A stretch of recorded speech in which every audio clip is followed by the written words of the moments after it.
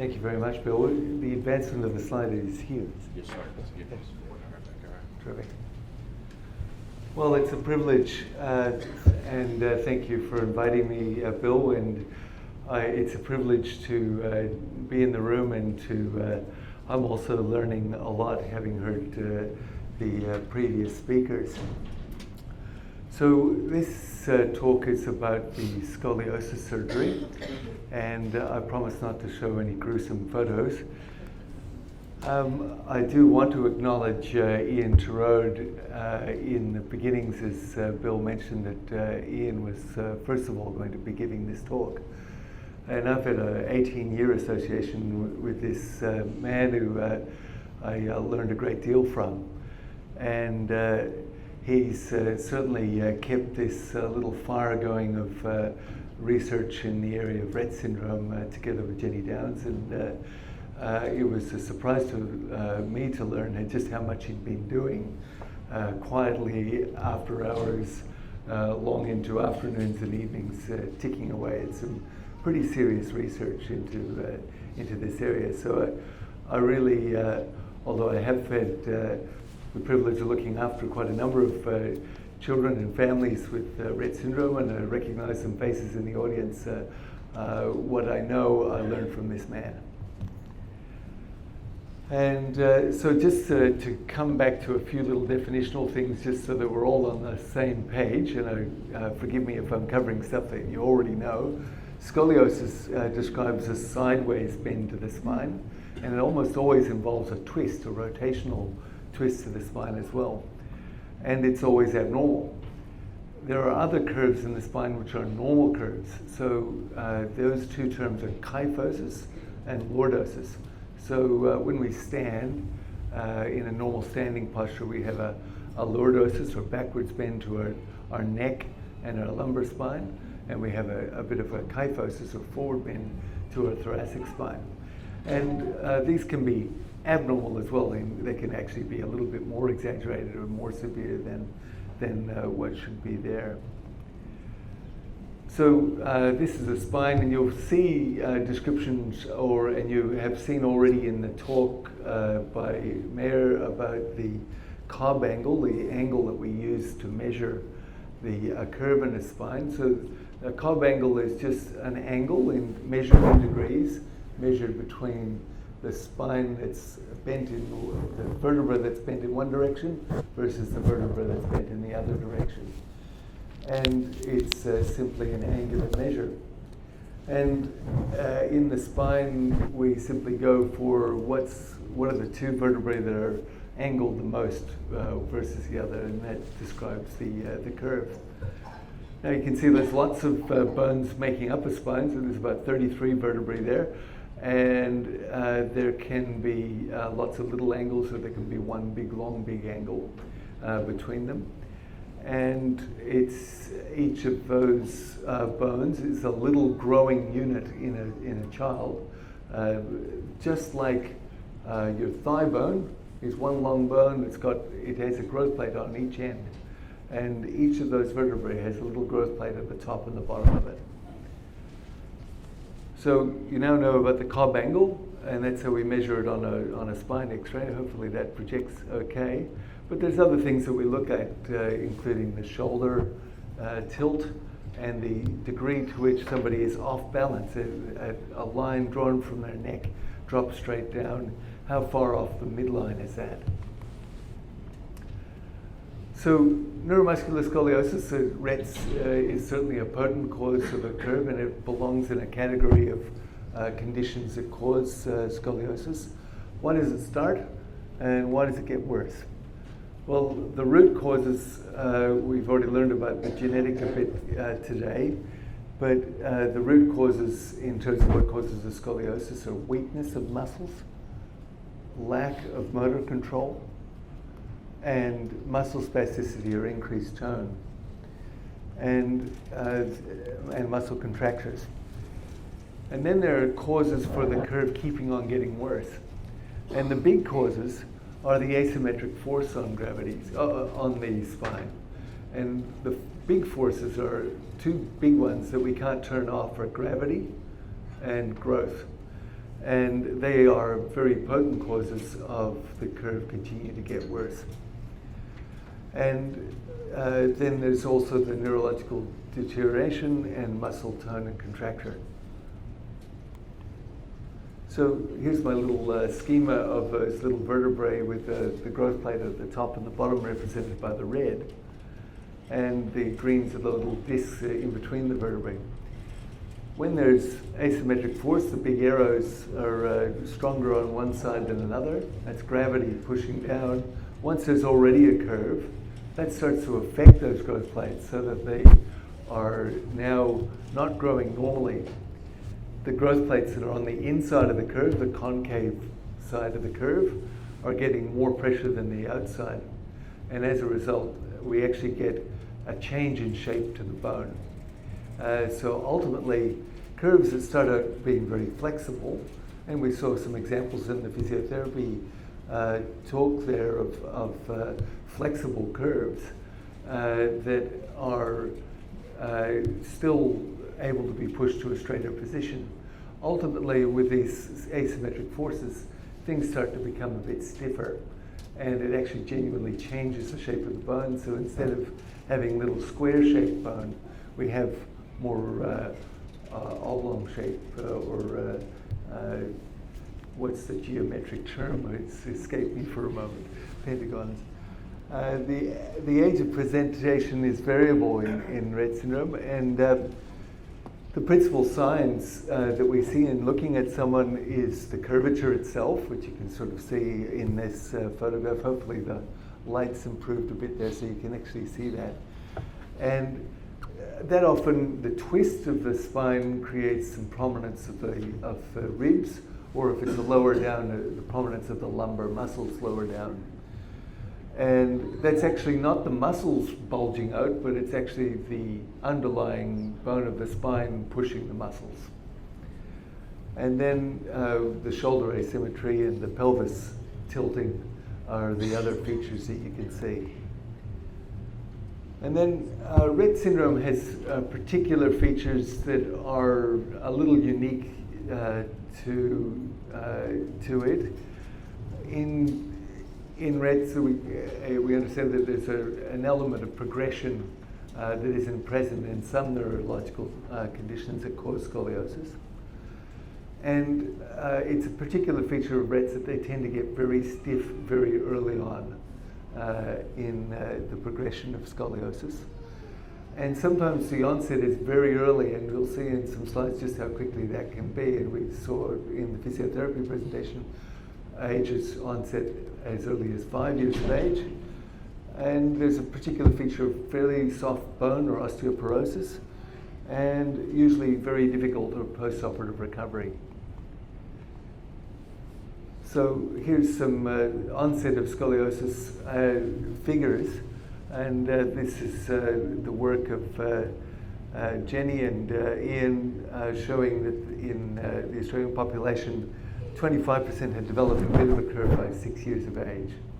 And by 13 years of age, when most girls are still well advanced in their puberty, 75% in these figures. So it's quite common to develop a scoliosis. One of the factors that is a genetic condition, so the underlying genes do make for a factor in who will develop a curve early and how quickly will that progress. And then, so this is 3 separate trajectory lines depending on particular mutations of the gene, showing that there are some that are much worse off than others and much earlier in age. And then the second factor, which we've already heard, is that the functional ability is a determining factor. And this is a feature in common with other neurological diseases. Cerebral palsy is one condition that produces a lot of scoliosis. And it also has this feature that those who are unable to walk are those who develop very significant and early onset of scoliosis. So those who developed scoliosis In the green is those who are wheelchair dependent, unable to stand or walk.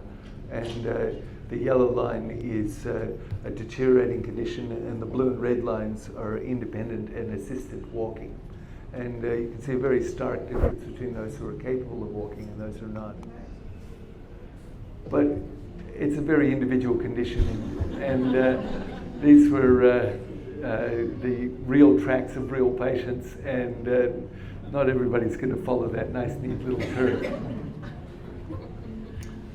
So there is a difference between those who never had surgery and those who ultimately ended up having an operation. I think you can see on the right the steeper, faster progression of those who ended up having an operation.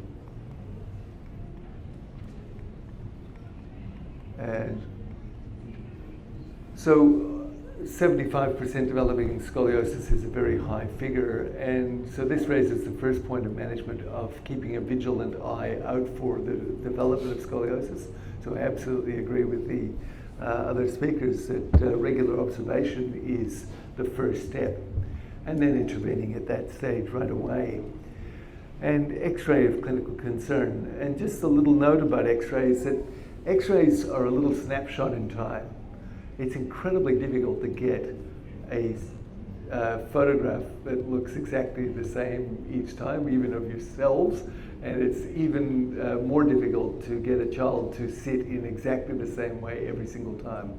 We tend to do a standing or sitting X-ray, depending on the child's ability, and this shows the effect of gravity on the curve. If we do a suspension X-ray, as I think we saw in one of the other presentations, a suspended X-ray of being pulled up by the armpits, it's going to look a little straighter if the curve is flexible. So the important thing to emphasize is that we're trying as best we can to get the same conditions as best we can for each X-ray, so that we have a way of determining what's happening over time. But of course, that's really, in the real world, a little bit impossible to do it exactly the same way every single time. So we end up with a little bit of variability just based on that factor alone. But once we've got a curve that we're monitoring, we tend to do a 6-monthly X-ray, unless the rate of growth is fairly slow, in which case we can get away with 12 months. And we're following the progression of the curve and noting the age of onset. And we're measuring those cob angles. So any photographs you see of boys, this is usually cerebral palsy, not Rett's, but it has the same sort of similar features. The problem of scoliosis is what it causes, the secondary effects that it causes. So it causes poor sitting posture, it can cause discomfort and pain, it causes respiratory compromise. There's compression of one lung on the convex side. And it causes gastrointestinal effects of aspiration and constipation, pressure problems, and difficulty with dressing and hygiene. And when you see a CT scan and what the spine is doing, and it's twisting and bending to the side, it's occupying the space available for one chest and lung. And that's a lung that's not faring so well. So it obviously is a major cause of disability and problems, but it's not the cause of everything. And sometimes, because it's a very obvious thing that's deteriorating and changing, it sometimes gets blamed for just absolutely everything. And obviously those problems also have other causes. And so the respiratory compromise and some of the discomfort and pain and the lower extremity contractures all have other causes as well as the scoliosis.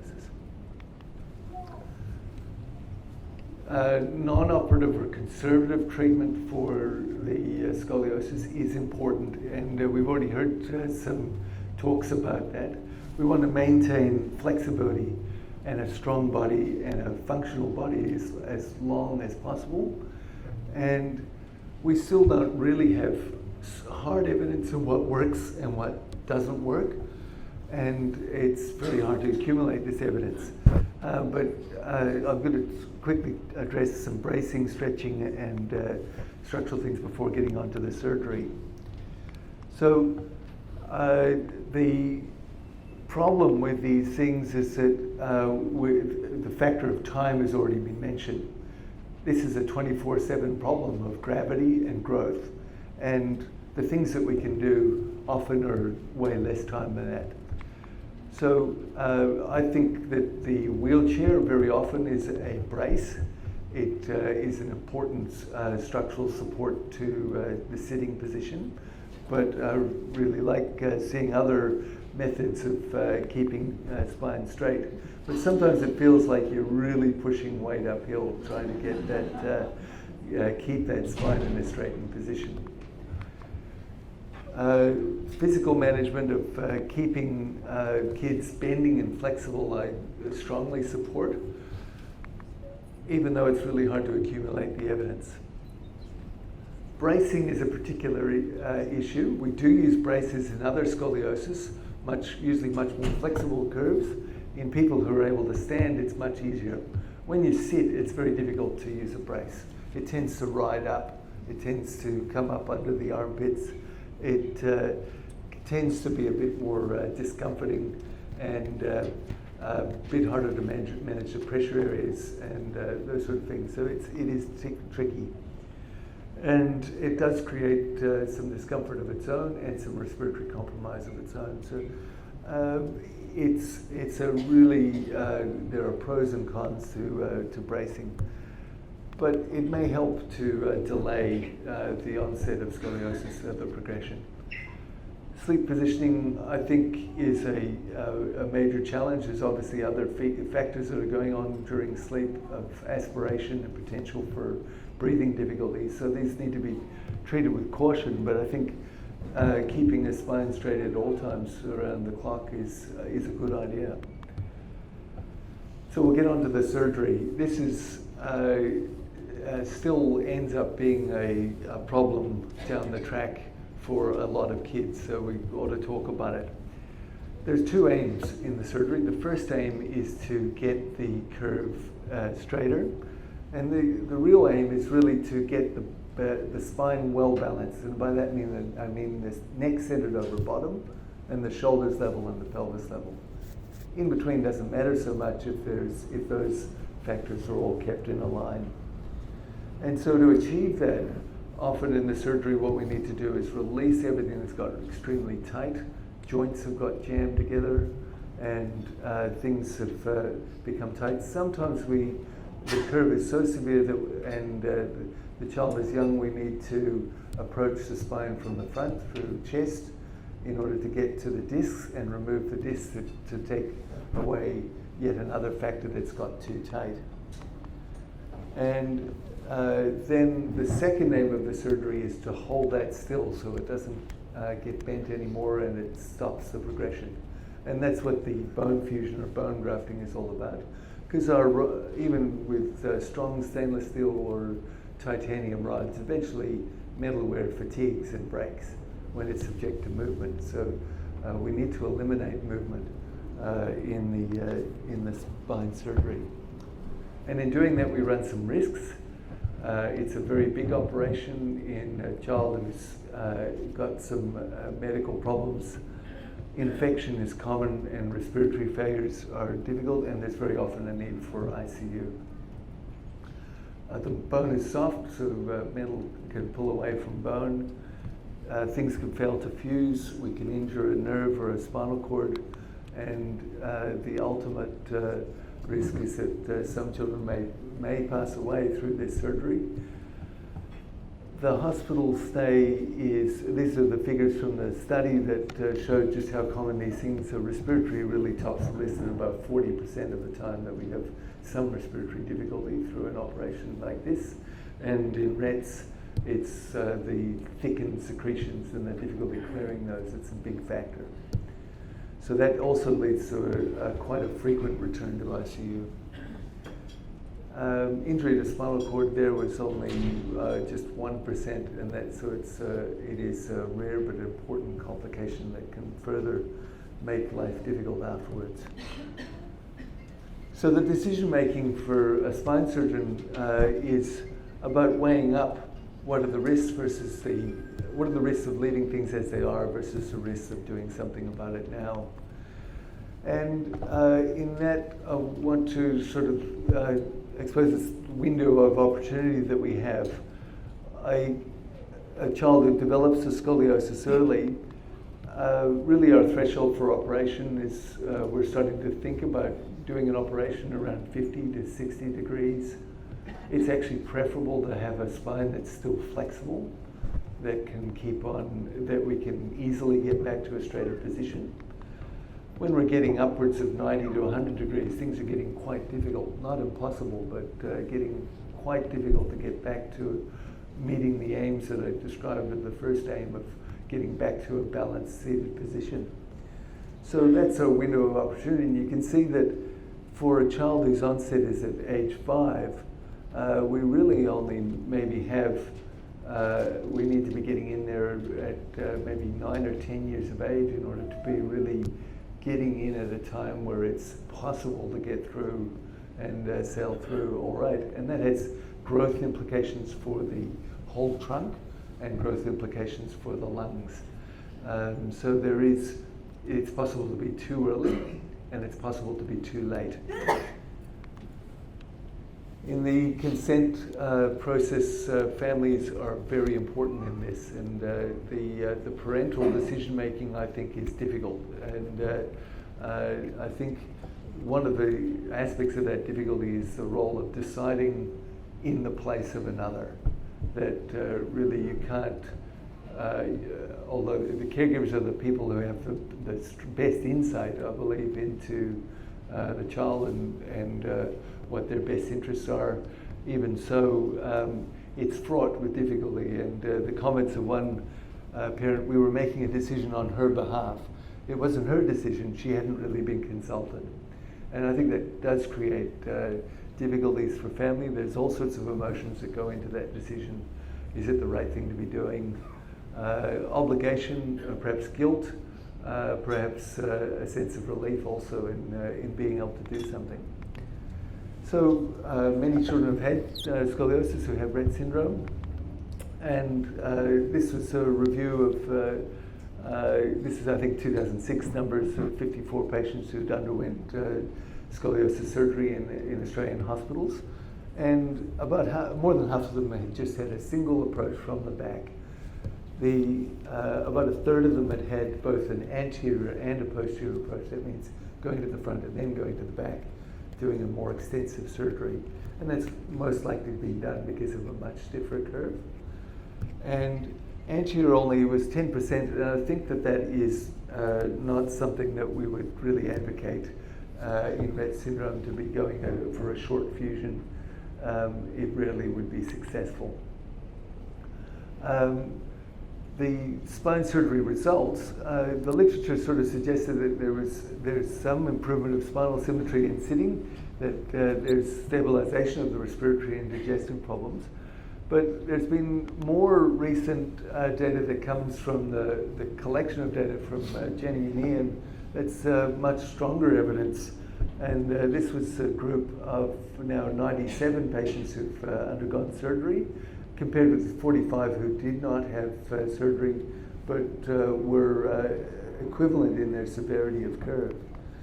And the overall survival figures actually showed a difference. The overall survival figures were in the blue there. The red figures are those who did not have surgery. And so these are survival figures. You started 100% alive, and then as we're going along there, there's a significant difference between those two curves. So this is really the first time I've seen any strong evidence for preservation of life and prevention of mortality in any aspect of scoliosis surgery. So it's actually really quite strong evidence. Whoopsie daisy, there we go. And there was significant effect. There was about 66% difference between them. And there was one feature of lower respiratory tract infections, which might suggest one of the reasons why there was a difference between those who had had surgery and those who had not. So I think this is starting to give us the kind of evidence that we would all like to see in all therapies for treatment. It would also be very good to be starting to use this whole population statistic, which all of you are contributing through being involved with the Rett Syndrome Association, that actually generates this sort of evidence. And we may be able to generate some evidence for the delay in prevention of scoliosis. And that would be really even though I'm a surgeon, I would prefer not to do these surgeries if I could possibly avoid it. So I acknowledge the two have done the most work here, Jenny and Ian, in this presentation. I don't know whether there's any time for questions, but we'll see. Half past? Quarter past. Quarter past. Yes, sure. Yeah, we've got 5 minutes. Please feel free. I had the surgery done on my daughter, and it was the best thing I'd ever did. I suffered more than she did, I think, in making the decision. But yeah, her head was going down. She always had respiratory problems, and yeah, it was great. Yes, for It's those given her a quality of life now. She didn't even have. Yes. I'm not sure whether all of you could hear that, but a strong vote of assent for good results of the surgery, but a significant ordeal for parents. I think that would be reflected by many. Done at 11 and now age 34. What would a normal cob angle be for, say, you and me? 0. 0. Yeah, so scoliosis as a condition is just a descriptive term. It's just simply a sideways bend. It's like saying there's red hair. A normal sideways bend, there is none. Usually people are straight. Scoliosis has many different causes, and there are people who have walking, talking, no neurological disease who also have scoliosis. It's about 1% of girls. It's actually more girls than boys in what's called adolescent idiopathic scoliosis. So it's about 1% of girls have a bit of scoliosis. Yeah.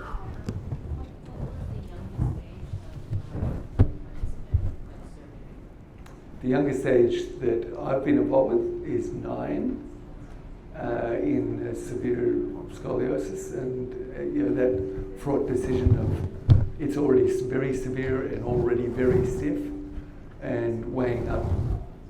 There's no advantage in waiting. It's just going to get more bent and more stiff, and so that's led to an early decision. But obviously, we would like ideally to stretch that out to much later, where there's less implications to growth and lung development. Question back.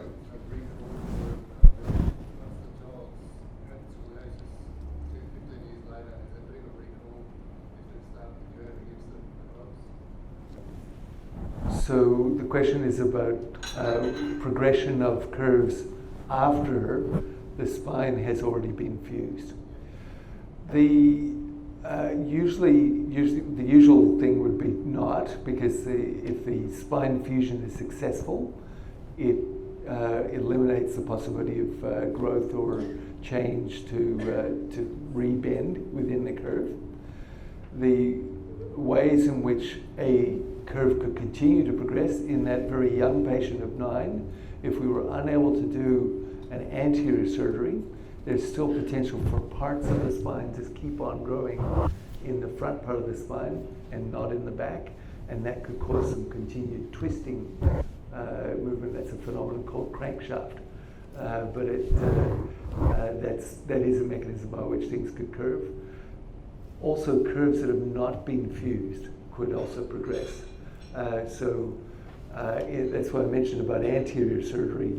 That would usually typically be for a much shorter segment of the spine, and that's more likely to fail by the curve developing above or below the level of the fusion. And so that would be one reason that we wouldn't, in a condition like Rett's, we would tend to go long. with a fusion. I have a daughter who's I have a daughter who's 40. She hasn't had the surgery. She'll still walk with support 1 kilometre a day and around the house, backwards and forwards out of the wheelchair. She has a 70-degree at least scoliosis, and I think her hip's moving a bit now. But I'm just wondering what it'll be like for her in the future. Is her scoliosis likely to keep moving, or will it be fixed at this stage? Yes, so the best way we have of answering that is the very long-term studies of other scoliosis conditions where people live a long, long time. One of the reasons why we have sort of a 50-degree threshold in our head is that one of the longest studies that followed adults with scoliosis who had 50-degree curves when they were finished growing was that they progressed in adult life. And the average progression in a well-fit normal individual with no neurology was 1 degree per year. And that's slow progression compared to what some of those Rett curves can do. But we wouldn't expect it to be any different for a neurological condition. In fact, we'd expect it to be a bit worse than 1 degree per year. Right. So if it's 70 degrees now, it probably wasn't 70 degrees years ago. It was, I think it was, yeah, it might be a little bit more than 70, Yeah. but I think it was Yeah. measured as 70 probably 10, 12 Yeah. years ago. Yeah. Yeah. So it emphasizes one point that that's really ringing. I'm not sure why. The scoliosis can reach a point of some degree of stability and sort of autofusion. The little joints that make up the spine can get just sort of locked and fused in that position. And if there's a long curve, then it's often very decompensated and very difficult to stand and walk or sit. But if it's a compensated curve, as in there may be a bit more of an S-bend, one curve going one way and another going the opposite direction, then it can sort of achieve a degree of still balance, still sort of symmetrical enough to stay upright. Yeah, And I think so the head's that's, been in yeah. quite a good position, but I think perhaps it's faltering a bit now, but she has had quite a good straight line, I think, because we've walked a lot. Right. So that may reflect a degree of being in balance. So it does raise the question of who needs an operation, and that factor goes into it. What I was describing of that asymmetry and loss of sitting balance and sitting comfort is really important. Hi, I was just wondering, my daughter had the operation this year for me. I was just wondering, she's got the rods. What are the potential problems with the rods and the screws in the future? What are the potential problems with the rods and the screws in the future? I think would be related to infection and yeah, so problems that you need. long-term risk of infection it's still possible, but not very likely to develop an infection later. We get bacteria in our bloodstream all the time, and they can seed onto metalware that's in place, but that wouldn't be very common. The osteoporosis is a bit of a factor, in that when bone becomes weak, the bone, the interface between the metal and the bone is potentially the weak point, and the rod might stay straight, but the osteoporotic bone could pull away from the metal there. So keeping good bone health is, as much as possible, that is something that would be good for the long term. Yep, Yeah, we got, okay, we're Sorry, ready for time. the Yes. microphone from Shelley. Yes, sir. A few words through the microphone. Yes. As you said, Adela had the scoliosis operation, and I guess, although it was a very emotional time, I think it's fair to say it went very well. One aspect of it that was of minor concern, or of concern to us, was because of, and quite cheaply, likes to hold her breath when she's coming out of anaesthetic. It frightened the nurses, and therefore she required an ICU going into the operation. So we got turned away the first time and had to bring it back again. So ICU bed is an issue, and I guess with the tragic passing of Ian, what does that mean in terms of access to, particularly I guess the Rett girls, to a bed at the hospital, and are there issues in getting access to the scoliosis? Yeah. So I guess it's a national meeting, and but our problems are not unique to Victorian access. In Victoria, we have one hospital only that's capable of looking after children with Rett syndrome, and that's the Royal Children's Hospital. We would ideally like to have more partners in that, but that's it. The program of surgery has continued, and in fact has increased a little bit in that we've hired some new spinal surgeons. So we've actually, in terms of the program of surgery, we have not changed or reduced our surgery after Ian's passing, which is good. Our access issues with intensive care are still an ongoing significant issue. So it's your experience of being turned away is not unique, unfortunately, and that definitely causes a huge amount of family distress and problems, and a bit of surgeon distress as well. So no, those are things that are very much aware of and working on chipping away at. Yeah. Thanks. All right, folks, we'll have to move on. Look, Michael, thank you very much.